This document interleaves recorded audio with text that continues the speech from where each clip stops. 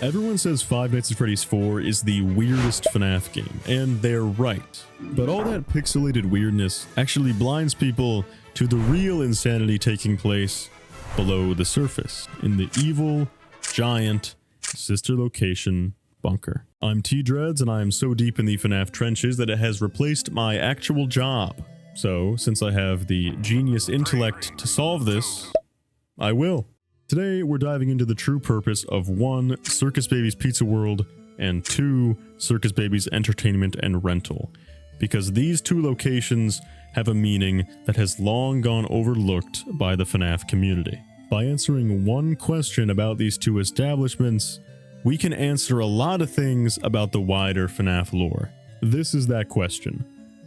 Why the fuck do these exist? We have 4 games about spooky haunted pizza joints and rundown animatronics and a handful of murders, and blammo, suddenly we're in the 80s in a giant underground chamber with gas pouring through the ceiling that makes you hallucinate. The animatronics are 7 feet tall and could have been built by fucking Tony Stark for all we knew. They are also designed to kidnap kids. Seriously, what the hell is happening in Sister Location? First step to understanding anything in this series, timeline placement. So let's go ahead and slot down where Sister Location happens in the timeline. Good one! Nobody knows! Yeah, nobody agrees on when the fuck this game happens, but what we can do is break down what I think is the best theory.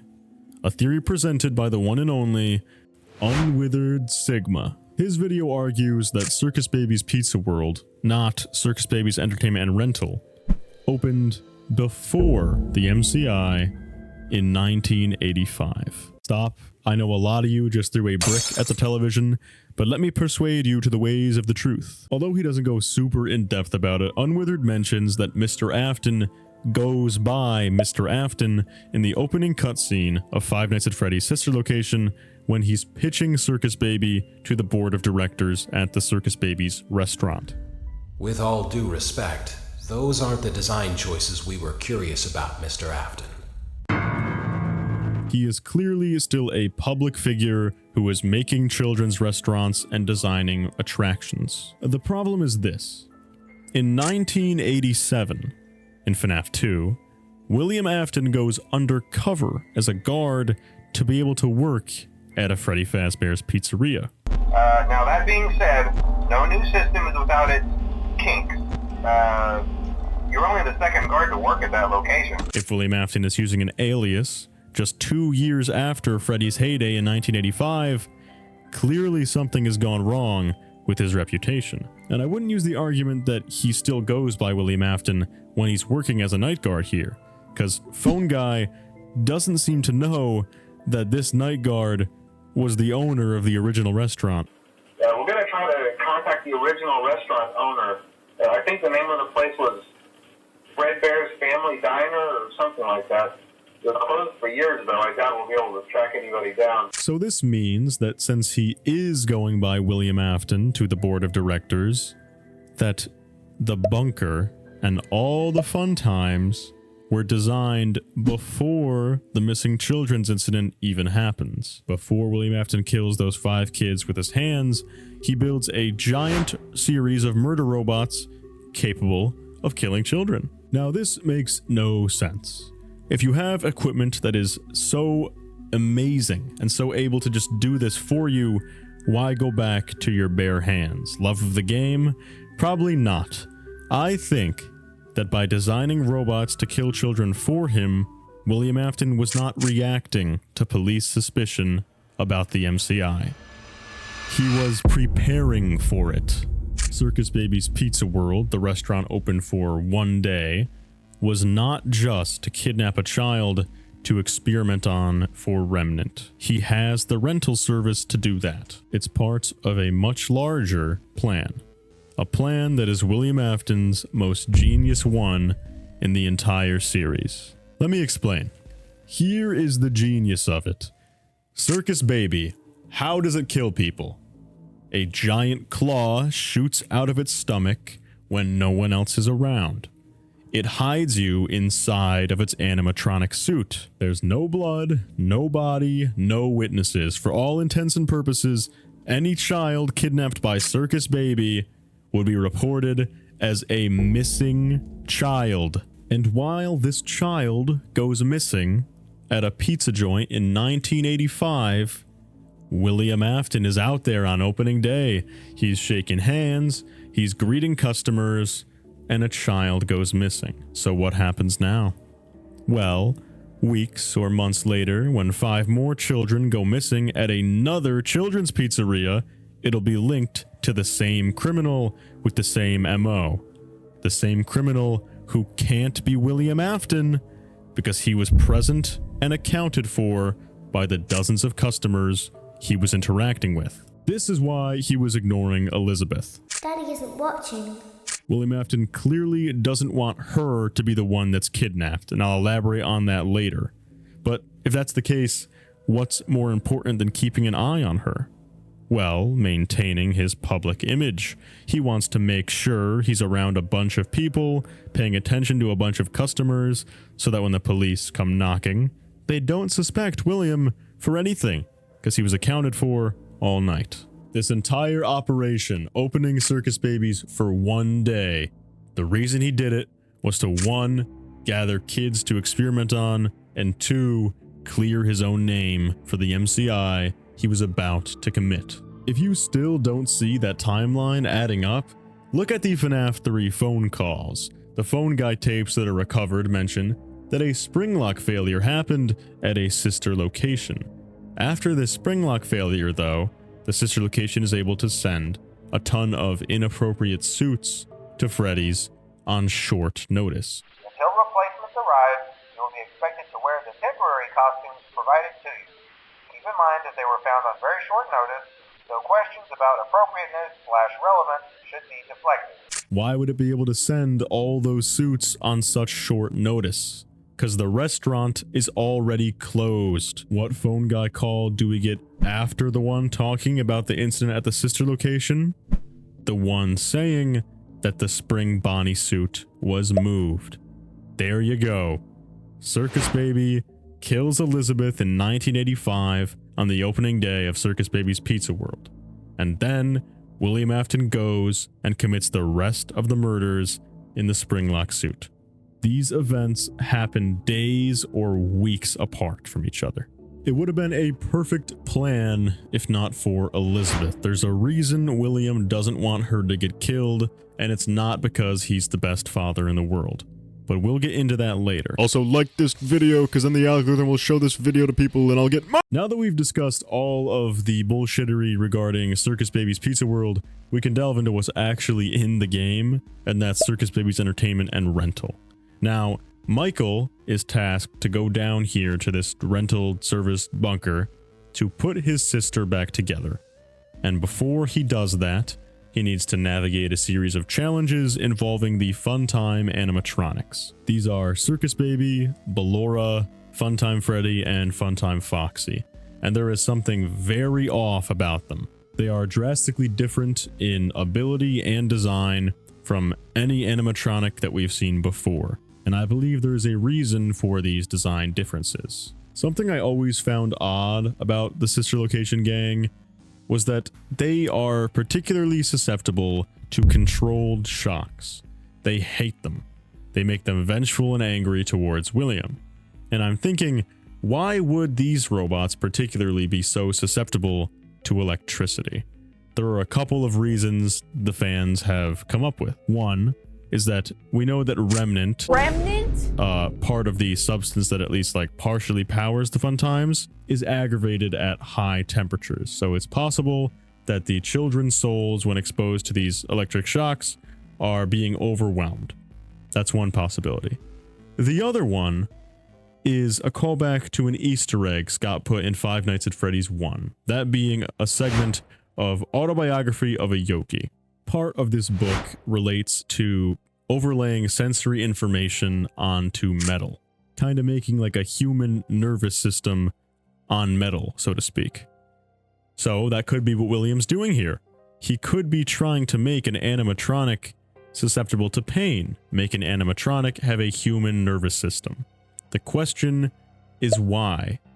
And thinking about that, I looked more into it, and I found a detail that I'm surprised nobody has ever called out, and that's this. The structure of the wiring inside of the Funtime shells looks very similar to the human muscular system, specifically in the way it wraps and coils. So here we have William Afton recreating a human nervous system in animatronics and wrapping that nervous system in a muscular system on the same animatronics. How strange.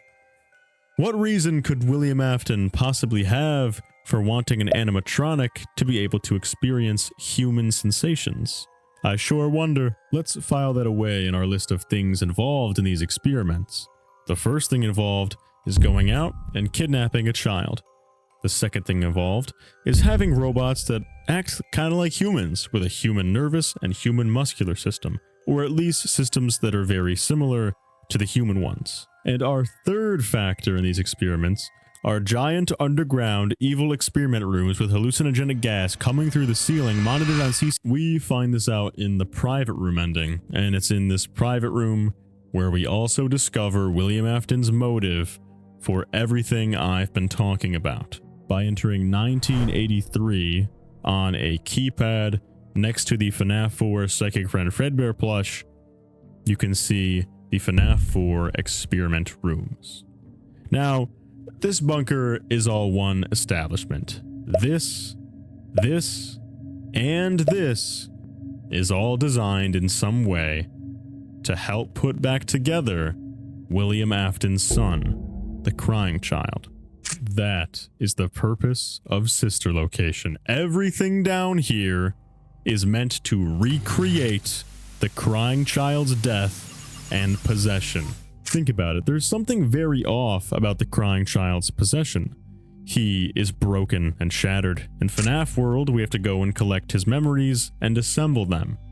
In the logbook, Cassidy is constantly trying to remind him of who he is, because he's forgotten important memories. He also can't see in Golden Freddy, and he's generally weaker than the other animatronics, at least consciously. William Afton can't just throw some remnant goo onto Golden Freddy and call it a day. There's something deeper that needs to be done to put his son back together. Something that needs experiments to achieve. He needs a test run before the real deal.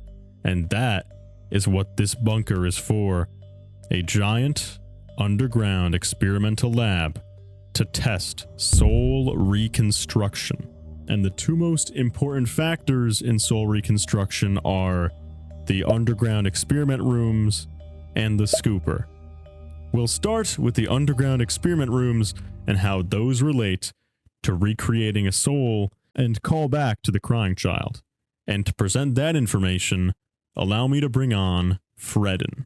Hello. Thank you.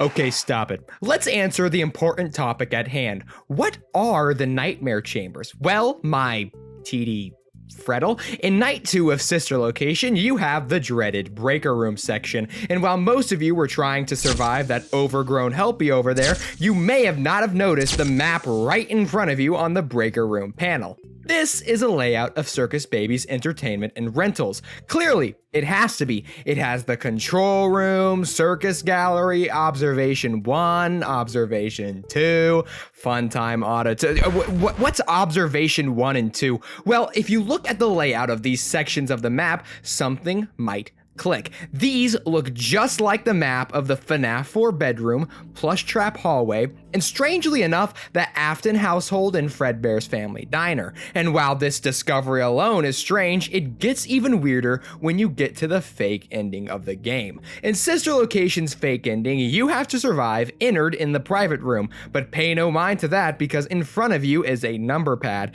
and upon entering the code 1983 on it, the monitors pop up with images of the FNAF 4 bedroom.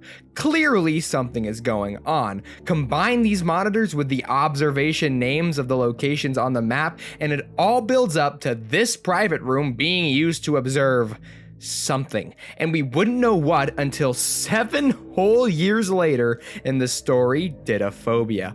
Long story short, Didophobia follows a boy named Rory, whose bedroom is identical to the FNAF 4 bedroom, with nightmare animatronics that end up being illusions created by gas pumped into the room. But even weirder was that this room is revealed to be connected right into Circus Baby's entertainment and rentals, making this lineup one-to-one with what we see on the Breaker map. But the question remained of what exactly was being experimented. Well, the story itself tells us this. Quote, "The whole thing was a nasty experiment designed to study the effects of ongoing fear in children.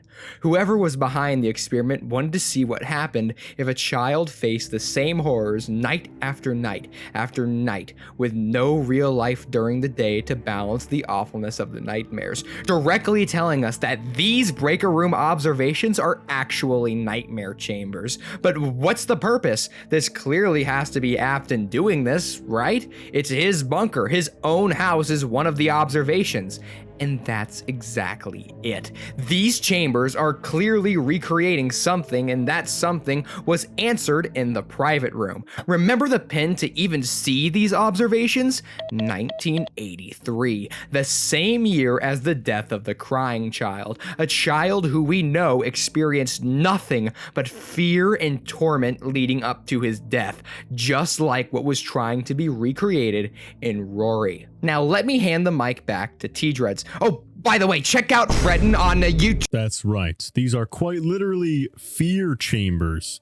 William believes that a key reason the crying child's soul ended up shattered like it did was because of the insane amount of agony and fear he experienced in the week leading up to his death. These are cruel experiments.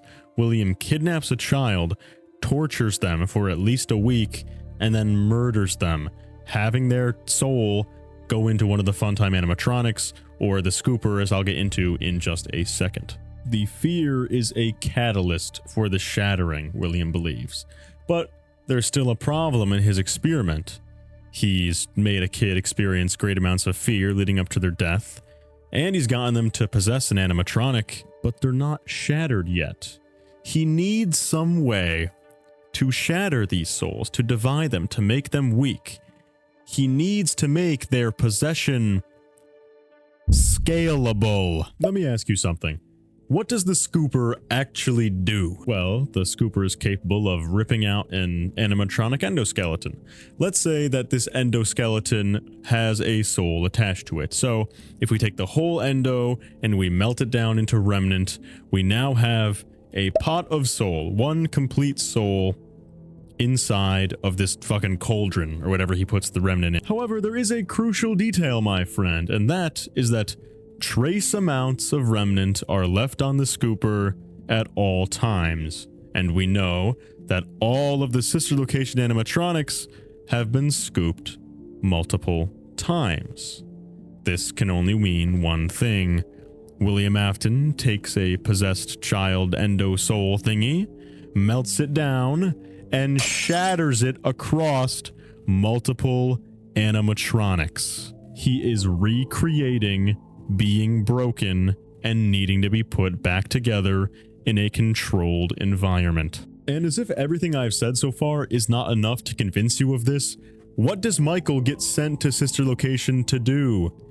Put Elizabeth back together. It's William's experiment happening in live time. This is the whole reason this operation exists, to prepare for Bite Victim. We're putting someone back together then, so we can figure out how to put somebody back together later. And for one little bonus detail, let me ask you a question. Why is the Circus Baby AI so intelligent? It's very smart, almost like a human level of intelligence. It's a human level of intelligence sharing the same suit with a broken, shattered soul. Elizabeth, we'll say, gets melted down into magical remnant goo and then shattered into multiple animatronics. Now, part of her weak soul is sharing the same suit as another consciousness. Does this sound familiar? Oh, but T-Dreads, you say, Crying Child and Elizabeth had way different manners of death and possession, and yes, that is true, and I account for that in my Golden Freddy video, so you need to subscribe to see that, and if you don't, you're gonna get nightmare gas. Alright, this plan is fucking optimal, but it is William Afton we're dealing with, so he's an idiot and he messed it up. See, Elizabeth was never supposed to be caught. If William Afton's own daughter goes missing, you can come up with 100 different times and reasons that happens. She's with him all the time, and assuming that the kids were homeschooled or didn't go out much, which I somehow find very possible, he would be suspect number 1 for that. It would just draw more attention to him. Thus, he comes up with the gas leaks excuse as to why the pizzeria closed, and then he goes and commits the MCI and eventually has to take on an alias. But to give Afton some credit where it's due, I'd like to bring up the spring lock failure mentioned by Phone Guy right here. After learning of an unfortunate incident at the Sister Location involving multiple and simultaneous spring lock failures, the company has deemed the suit temporarily unfit for employees. To me, if I've been right so far, this likely means that William Afton was thinking ahead. He either got himself minorly spring locked or just fucking decimated another employee to get the spring lock suits retired. He wants the spring lock suits retired because he needs both of them all to himself, not worrying about if the other employees are using them. He needs Golden Freddy to shove Cassidy in so that he can watch her soul and the bite victim's soul come together and analyze that. And he needs the spring Bonnie suit all to himself as a disguise to commit the murders. So anyway, wrapping up today's short but optimal theory, William Afton in 1985 decides, well shit, my son is broken, that dude needs to be put back together, but I don't know how, so here's what we're gonna do. We're gonna design giant murder robots, right? And these murder robots are going to claw a kid and make them go missing. I will then take this kid and experiment on them, but I also need other kids. So I'm gonna go to Freddy Fazbear's Pizza, and I'm gonna make 5 other kids go missing.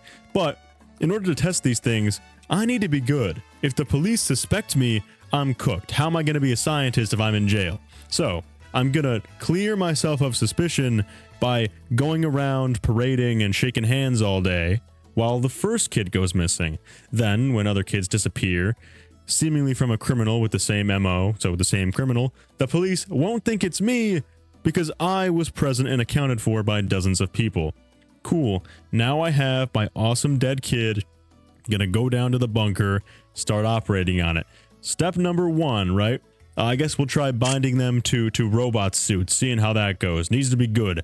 We're gonna give them a human muscular system and a human nervous system and make the AI smart as shit. Step number 2, build giant evil gas rooms, because step 1 didn't work. So we're gonna make sure to induce maximum fear in the subjects. By making these subjects so afraid in the week leading up to when I murder them and stuff them inside of my human-looking robot things, they are going to be just like my son for real. Scared as hell. Cool, now we have a scared agony soul, but it's whole, so we need to melt it down into soup and shatter it using the scooper between 5 animatronics. But the police finally caught up to me, so I have to send my son, Michael Afton, to go down there and put them back together for me. And I'll finally figure out how it's possible to put the bite victim back together by using my underground experiments. Hooray! We solved the Purpose of Sister Location. I am totally serious, and I think this is it. I know this was a short theory today, but if you enjoyed, please press the like and subscribe buttons, because I'm coming out with a really long 4-hour banger of a video going over like every interpretation for every aspect of FNAF lore. Got it? Cool. Bye.